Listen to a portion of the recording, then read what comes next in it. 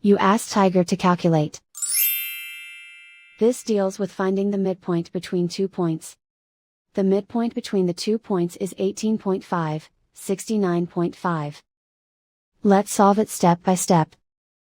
Plot the 2 points and calculate the midpoint using the formula. The coordinates of point 1 are, x1 equals -2, y1 equals 61. The coordinates of point 2 are, x2 equals 39, y2 equals 78. PM represents the midpoint of the 2 points.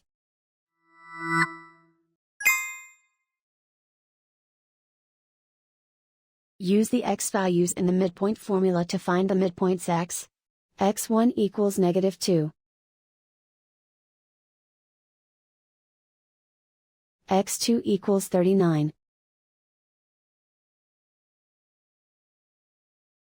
Simplify the arithmetic.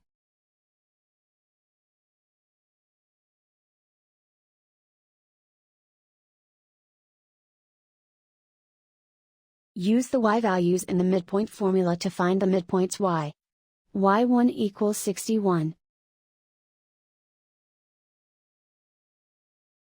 y2 equals 78. Simplify the arithmetic.